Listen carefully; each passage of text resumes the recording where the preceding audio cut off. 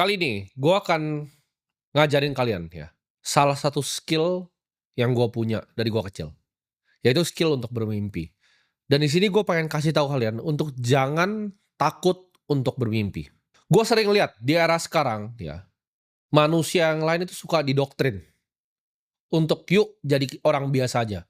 Yuk jadi domba yang sama, yuk kita hidup jadi manusia yang realistis. Gue rasa dari dulu, apa gunanya hidup? Kalau kita hidup itu cuma sekadar untuk jadi sama orang yang lain.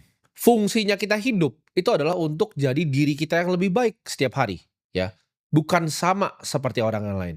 Dari kecil ya, gue punya kebiasaan untuk nggak pernah puas dengan kondisi yang gue punya. Bersyukur itu bukan berarti puas, ya. Gue selalu bersyukur. Dari gue masih nggak punya duit, gue bersyukur. Masih bisa makan, masih bisa bernafas. Tapi gue adalah manusia yang tidak pernah puas. Gue selalu melihat hidup ini sangat sebentar, ya. Hidup ini nggak lama, dan gue pun udah jalanin sepertiga ya dari hidup. Moga-moga kalau gue dikasih umur yang panjang seperempat dari hidup. Gue percaya dari kecil bahwa gue dilahirin itu bukan untuk jadi orang yang sama seperti orang biasa. Gue punya mimpi dari gue masih kecil untuk merubah dunia menjadi dunia yang ideal, dunia yang lebih baik, dunia yang gue pengen tinggalin untuk anak dan cucu gue. Gue pengen dunia yang lebih baik untuk generasi selanjutnya. Itulah kenapa alasannya gue bikin semua ini. Itulah alasannya kenapa gue masih muncul di kamera. Karena gue pengen bangunin kalian semua, ya gue pengen bawa satu generasi menjadi generasi yang lebih maju. Banyak orang itu akan cari ketenaran dengan mencari suara yang gue sebutnya populis di sini. Mereka bikin-bikin narasi, ya. Yuk kita jadi orang yang sama aja.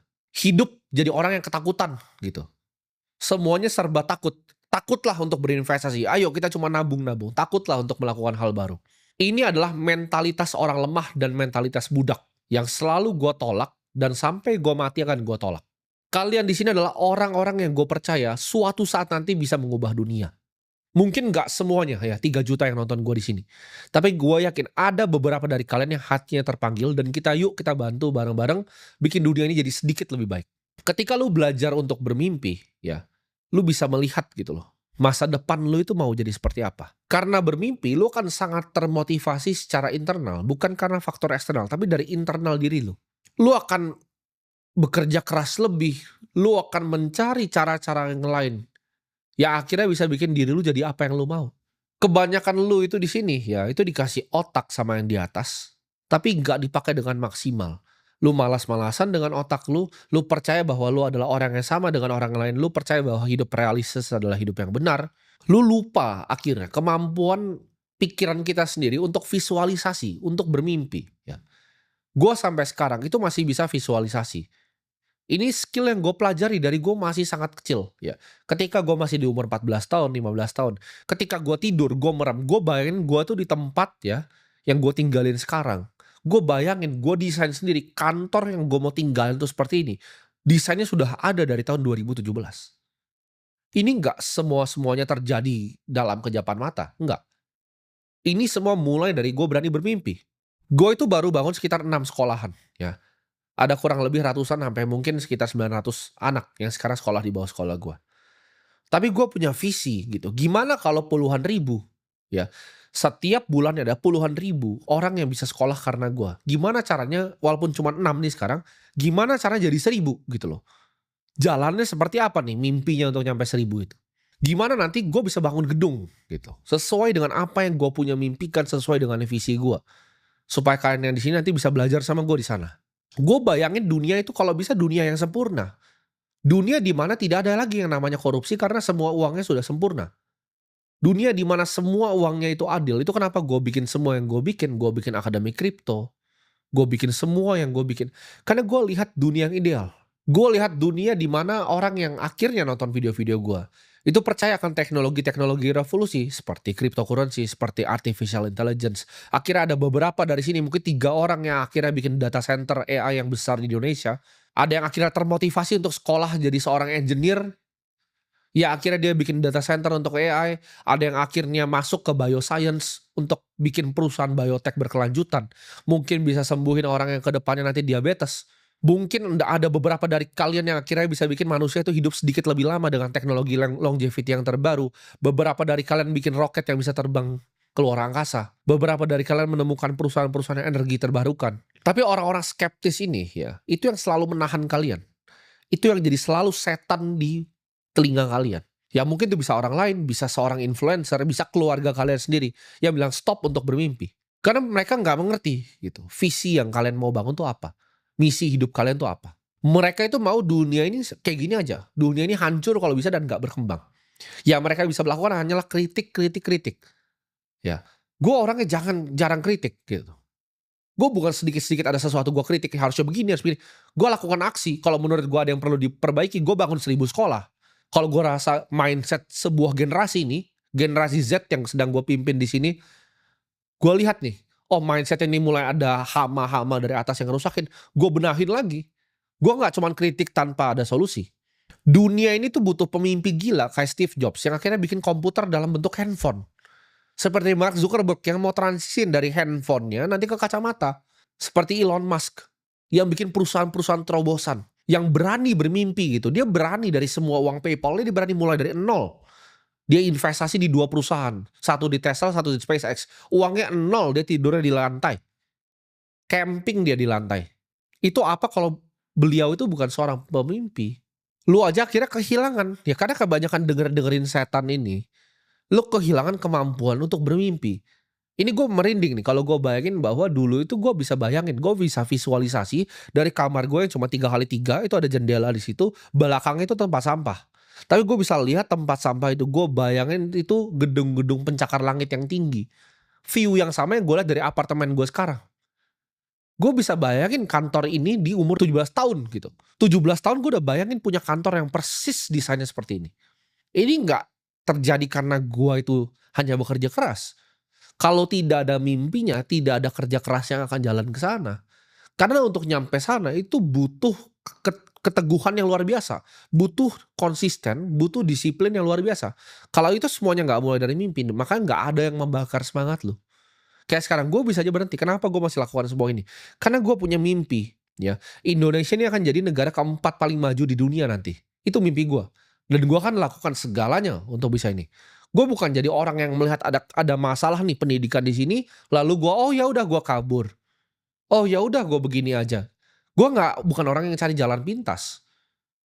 Gue lihat nih generasi ya, banyak yang ketawain anak-anak muda yang mau belajar tentang teknologi, mau belajar tentang blockchain diketawain, oh FOMO kripto. Tidak apa-apa untuk FOMO.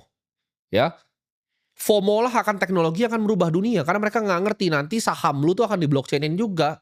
Uang yang lu pakai itu akan ditokenisasi. Kalau lu nggak ngerti kripto, sekarang lu kan cuma jadi orang bego di masa depan. Mereka nggak pernah ngajarin lu seperti itu. Mereka nggak akan ngajarin kalau lu nggak pelajarin cara kerja AI, lu nggak dapet kerjaan lagi. Karena AI akan gantiin semuanya gitu. Humanoid robot akan gantiin lu semua petani akan digantiin, ada zamannya. Ya. Jangan jadi tukang jahit yang ketika mesin jahit itu ada lu protes, lu pelajari cara pakainya. Jangan jadi tukang yang ngerjain kuda ketika ada mobil lu nggak mau transisi. Lu bikin protes gitu. Gue sampai sekarang pun masih gue tulis gitu loh. Gue punya buku yang gue tulis dari 16 tahun, masih gue tulis sampai sekarang. Gue masih tulis mimpi-mimpi gue itu apa. Gue ngerasa gue sangat kurang punya uang. Karena kebanyakan kesempatannya gue tidak bisa berinvestasi. Kebanyakan anak muda yang gue tidak bisa berinvestasi. Banyak sekali opportunity yang ada di dunia ini dan gue tidak bisa lakukan sekarang. Makanya gue masih lanjut bermimpi. Apakah gue sudah puas? Gue masih jauh dari puas. Gue baru mulai nih. Jadi buat yang bilang, oh Timothy itu adalah orang yang sukses. Gue gak pengen diingat sebagai orang kaya. Menurut gue itu sangat dangkal. Oh Timothy itu, orang bilang Timothy itu triliuner, Timothy orang kaya. Itu sangat dangkal dan gue gak suka dibilang seperti itu. Gue pengen diingat sebagai orang yang bisa merubah satu generasi. Orang yang bangkitin kalian, orang yang bebasin kalian dari perbudakan finansial. Orang yang bikin kalian mau bermimpi untuk jadi the next engineer di masa depan. Orang-orang yang merubah tatanan dunia yang baru. Orang-orang yang bikin sistem keuangan yang baru. Dan gue akan lakukan segala macam yang gue bisa lakukan.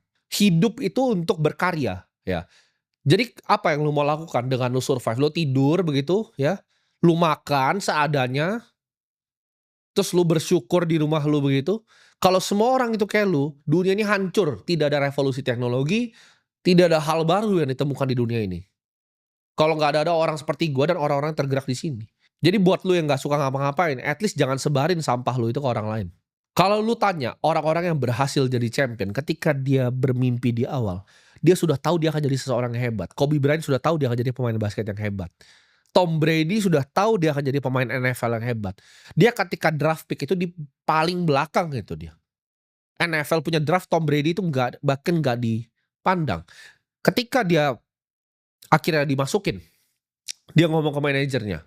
Tom Brady ngomong seperti ini ke manajernya. Lu nggak salah pilih, gue akan jadi champion suatu saat nanti. Semua orang ketawain dia. Dan lihat sekarang Tom Brady jadi orang seperti apa. Gue pun sama. Dari awal gue mulai gue udah tahu gitu loh mimpi gue apa. Mungkin kalian ketawa di sini gue bangun 1000 sekolah. Mungkin kalian masih ada yang ketawa. Gue bilang gue mau merevolusi dunia keuangan di negara ini. Dan gue udah bikin fondasinya dari sekarang. Ini gue kasih tahu ke kalian ya. Kekuasaan yang asli itu bukan datang ke mereka yang dilahirin anak orang kaya. Itu bukan dilahirin ke mereka yang dilahirin paling punya kuasa dari kecil. Itu bukan dikasih ke orang yang paling pintar. Bukan dikasih ke orang yang paling kuat. Bukan dikasih ke orang yang paling cepat. Kekuasaan sejati itu datang ke mereka yang willing untuk lakukan apapun. Whatever it takes. Dan gue adalah orang yang seperti itu. Ya, gue orang tanpa batas. Gue akan lakukan apapun. Selama itu masih di visi gue dan itu adalah dunia yang ideal yang gue mau. Gue akan sampai mati. Gue kejar ke sana. Gue nggak takut apapun. Lu nggak bisa kontrol dunia luar itu mau ngapain. Lu nggak bisa kontrol kebijakan orang lain itu mau ngapain. Lu nggak bisa kontrol lu dilahirin di keluarga yang seperti apa. Tapi yang lu bisa kontrol satu, pikiran lu. Jangan sampai pikiran lu tuh diracun sama orang lain. Atau bahkan yang paling jelek, pikiran lu tuh ngeracunin dirinya sendiri. Ketika lu mau coba belajar, enggak lah lu gak sepinter itu, lah ini gak bisa lah. Ketika lu udah kalah ibaratnya sama pikiran lu sendiri, gimana lu mau berkompetisi sama orang lain? Karena gue kasih tahu dunia ini dunia yang sangat kompetitif. Kalau di sini di depan lu nih, depan gue ini ada tombol nih, ya ini tombolnya gue lempar ke lu ya, yang nonton gue di belakang layar itu. Ketika lu pencet tombolnya, lu akan dapat 1 miliar rupiah, tapi ada orang lain yang mati. Menurut lu berapa banyak yang pencet tombolnya? Semuanya akan pencet tombolnya, mereka nggak peduli sama hidup lu. Semua orang itu serakah. Semua orang itu mau menang. Jadi kalau gue kasih tombolnya, lu dapat 1 miliar dan satu orang random itu akan meninggal, akan lu pencet itu tombolnya. Dan kalau lu munafik, lu bilang, oh saya nggak mau pencet tombolnya, pasti adalah orang lain yang pencet tombolnya dan mungkin lu hilang gitu. Jadi lu jangan biarin otak lu tuh berkhianat sama diri lu sendiri untuk lu nggak mau jadi siapa-siapa. Karena dunia ini adalah dunia yang hyper kompetitif. Semua orang itu mau hal yang sama. Dan kedepannya akan makin sulit. Kenapa? Karena teknologi ini nggak akan bisa dikejar gitu.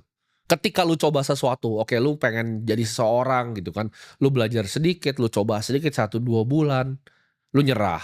Sulit sedikit lu nyerah. Itu otak lu sendiri yang sabotase diri. Oh lu gak bisa. Lu pengen jadi ini, lu punya mimpi untuk jadi, oh ini gak bisa. Gitu. Gue pengen jadi nomor 1 di sini. Gak bisa. Nyerah. Lu quit gitu. Gue orang yang gak pernah quit. Gue gak pernah nyerah gitu. Gue kalau dipukul sama orang ya, gue bangun lagi. Gue cari cara untuk pukul orangnya balik gitu. Gue gak biarin gue dipukul, gue jatuh, gue nyerah. Enggak. Lu bisa pukul gue sampai jatuh, tapi lu gak akan pernah dapat kesempatan untuk senyum di sana ngeliat gue nyerah. Kalian harus punya mentalitas yang seperti itu. Ya ketika orang jatuhin kalian, keluarga kalian sendiri jatuhin lu, temen lu sendiri itu jelekin lu. Karena semua orang itu pasti pernah dijelekin gitu. Gue juga pas awal mulai di ngenyek kok sama keluarga sendiri, ngapain sih begini, ngapain sih begitu ya. Kayak sekarang kan gak ada yang bisa ngomong apa-apa. Karena visi yang lu punya di kepala lu tuh hanya lu sendiri ya, dan Tuhan di atas yang tahu. Jadi kadang nggak perlu diceritain ke orang-orang juga gitu. Kalau orang ngerendahin lu ya udah nggak apa-apa. Lu jadikan itu bensin gitu. Karena itu adalah energi yang tidak pernah habis. Lu gunakan gitu orang-orang yang mau jatuh orang itu, lu gunakan mereka sebagai batu loncatan. Karena tidak ada hal besar di dunia ini tanpa hidup itu nggak mungkin jalannya lurus gitu. Dalam hidup pasti lu ada dipukul-pukulin sama orang. Tapi di situ lu lihat gitu loh. Lu belajar. Apa yang lu bisa pelajari dari kejatuhan lu. Fakta ketika pikiran lu sendiri itu gak percaya sama diri lu sendiri. Itu hal yang paling menyedihkan buat gue. Gue tahu mungkin suatu saat gue bisa kalah. Gue bisa gak capai mimpi gue. Tapi gue tahu pikiran gue tuh tidak pernah berkhianat. Dia selalu percaya bahwa gue itu bisa lakukan apa yang gue mau omongin. Karena setiap apa yang gue omongin gue jadikan kenyataan. Nah ketika pikiran lu tuh udah mulai berkhianat. Dia udah mulai sabotase. Dia udah mulai, itu menyedihkan. Lu bayangin, otak lu sendiri aja, ya itu gak percaya sama lu. Siapa yang mau percaya sama lu gitu kan. Lu aja sendiri gak percaya, gimana lu expect keluarga lu atau teman-teman lu untuk percaya. Gue itu gak akan stop ya. Gue lihat hidup ini pasti ada banyak ujian. Gue gak akan stop sampai gue mati secara fisik. Ya kan kalau mati fisik ya wes gue nggak bisa ngapa-ngapain. Tapi gue kalau belum gue mati secara fisik ya, nggak akan ada yang bisa patahin mental gue, nggak ada yang bisa patahin semangat gue. Karena gue dari kecil udah di jalanan. Ketika lu yang bilang bahwa ada orang lain yang privilege itu masih koar-koar di luar, ya lu 14 tahun masih asik main layangan, lu masih bisa makan sendiri. Gue udah harus biayain orang tua gue. Lu nggak pernah ada di posisi seperti itu. Jadi nggak ada yang bisa bikin gue hidup sangat enak gitu. Kecuali gue matinya bener-bener mati, ya gue nggak akan menyerah.